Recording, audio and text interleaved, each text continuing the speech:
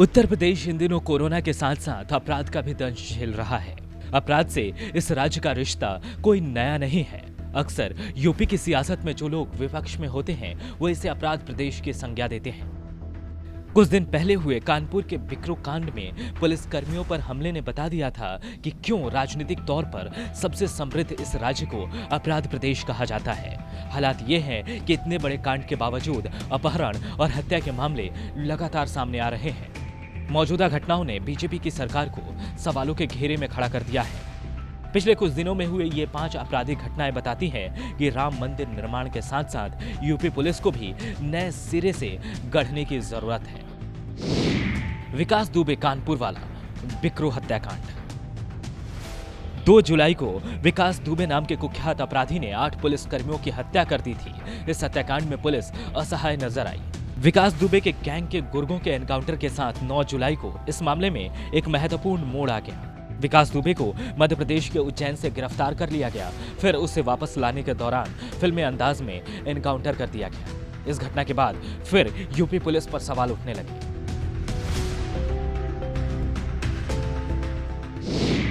Lab technician का अपहरण और हत्या।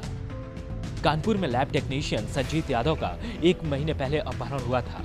मामले में 23 जून को गुमशुदगी लिखी गई, फिर 26 जून को इस रिपोर्ट को एफआईआर में तब्दील किया गया। 29 जून को परिवार वालों को 30 लाख रुपए की फिरौती के लिए कॉल आया, लेकिन संजीत यादव वापस नहीं लौटे क्योंकि उसकी हत्या 26 से 27 जून को कर दी गई थी। यहाँ भी पुलिस तमाशा देखती ही नजर आई।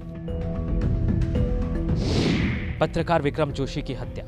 गाजियाबाद के रहने वाले पत्रकार विक्रम जोशी की बदमाशों ने तब हत्या कर दी थी जब उनके साथ उनकी दोनों बेटियां बाइक पर बैठी थी। विक्रम की बहन के अनुसार दिन में कुछ अपराधी विक्रम को समझाने और धमकाने आए थे, लेकिन विक्रम ने उनके दबाव में काम करने से मना कर दिया, जिसके बाद रात को उन्हीं लोगों ने उनकी हत्या कर दी। यूपी पुलिस यहां भी अपराध होने के बाद एक्टिव हो गई और कुछ लोगों को पकड़ भी लिया। गोंडा में अपहरण, यूं बचाया गया बच्चे को। गोंडा में अपहरण का मामला भी खासा चर्चित रहा। गोंडा में मासूम का बदमाशों ने दिन दहाड़े अपहरण कर लिया था। बताया जाता है कि सैनिटाइजर देने के नाम पर 8 वर्षीय नमो गुप्ता का अपहरण किया गया। इसके बाद बदमाशों ने बच्चे के पिता के मोबाइल पर फोन किया और उनसे 4 करोड़ रुपए की फिरौती मांगी। बदमाशों ने परिवार वालों को धमकी भी दी कि अपहरण की सूचना यदि पुलिस को दी तो बच्चे की हत्या कर दी जाएगी। इस मामले में यूपी पुलिस ने तेजी से काम करते हुए एसटीएफ को अलर्ट किया और बच्चे को 12 घंटे के अंदर बरामद कर लिया। गोरखपुर में अपहरण के बाद हत्या। रविवार को पिपराइच के मिश्रौलिया टोला से एक बच्चे का अपहरण हुआ था।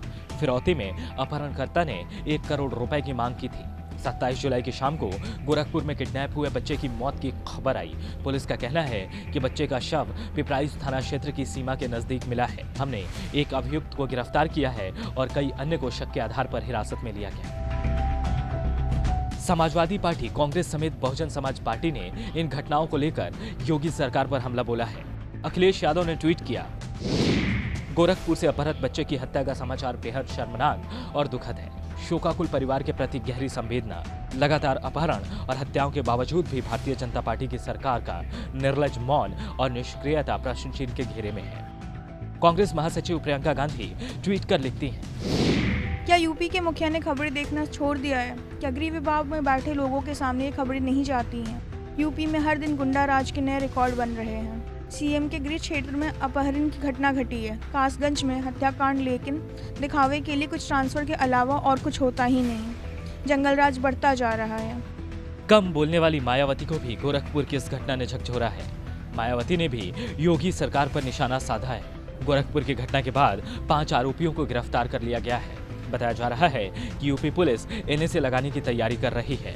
योगी आदित्यनाथ को एक्टिव सीएम के तौर पर जाना जाता है। कोरोना को लेकर किए गए काम पर उनकी खूब तारीफ हुई थी।